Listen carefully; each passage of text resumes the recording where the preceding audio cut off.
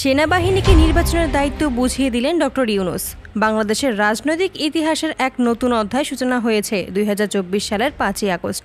গণ অভ্যুত্থানের মধ্য দিয়ে দীর্ঘদিনের শাসন ব্যবস্থার পতনের পর অন্তর্বর্তীকালীন সরকারের নেতৃত্বে এসেছেন নোবেল বিজয়ী অর্থনীতিবিদ ডক্টর মোহাম্মদ ইউনূস। আজ তিনি ঘোষণা দিয়েছেন আসন্ন নির্বাচনের সার্বিক দায়িত্ব সেনাবাহিনী পালন করবে। ২০২৪ সালের আগস্ট মাসে ছাত্র জনতার গণ অভ্যুত্থান ও বিপ্লবের মাধ্যমে দীর্ঘমেয়াদী শাসক শেখ হাসিনার পতন ঘটে। তিনি দেশ ছেড়ে ভারতে চলে যান।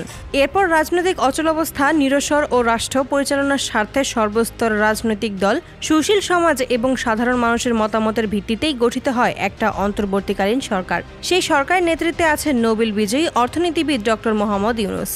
অন্তর্বর্তীকালীন সরকারের ঘোষিত প্রধান লক্ষ্য হল প্রশাসনিক সংস্কার, দুর্নীতির বিরুদ্ধে পদক্ষেপ এবং সর্বোপরি একটা অবাধ, সুষ্ঠু ও গ্রহণযোগ্য নির্বাচন আয়োজন।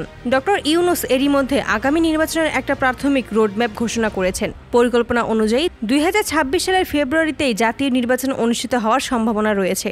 তবে বড় প্রশ্ন থেকেই যাচ্ছে, সেই নির্বাচন কতটা নিরপেক্ষ হবে এবং জনগণ তাদের ভোটাধিকার প্রয়োগের সুযোগ পাবে কিনা। এই প্রশ্নের উত্তর খোঁজার দিকেই এখন সবার নজর, কারণ নির্বাচনকে ঘিরে দেশি বিদেশি পর্যটক, রাজনৈতিক দল এবং সাধারণ জনগণের মধ্যেও রয়েছে প্রবল আগ্রহ ও সংশয়। অনেকেই মনে করেন অতীত অভিজ্ঞতার আলোকে প্রশাসনকে এককভাবে নির্বাচনের দায়িত্ব দেওয়া হলে পক্ষপাতিত্বের ঝুঁকি থেকেই যায়। তাই সেনাবাহিনীকে নির্বাচনের মূল দায়িত্ব দেওয়াই সিদ্ধান্ত হতে পারে সবচেয়ে কার্যকর পদক্ষেপ। ডক্টর ইউনূস আজ এক সংবাদ সম্মেলনে জানিয়েছেন, নির্বাচন কমিশনের পাশাপাশি সেনাবাহিনী নির্বাচন কার্যক্রমের সার্বিক নিরাপত্তা ও তদারকির দায়িত্ব পালন করবে। তিনি আরও বলেন, জনগণ আস্থা ফিরিয়ে আনা এবং একটা নিরপেক্ষ ভোট আয়োজনই আমাদের প্রধান অঙ্গীকার। সেনাবাহিনী জনগণের প্রতি দায়বদ্ধ থেকে সেই দায়িত্ব পালন করবে।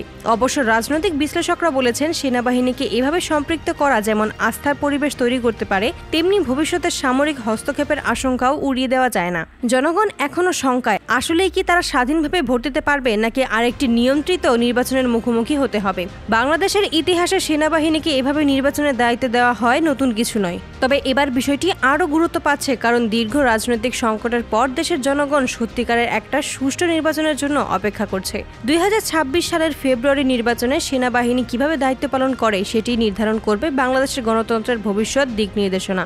এখন দেখার বিষয়, ডক্টর ইউনূসের নেতৃত্বাধীন এবং অন্তর্বর্তীকালীন সরকারের উদ্যোগে জনগণ কি তাদের প্রাপ্য ভোটাধিকার ফিরে পায় কিনা।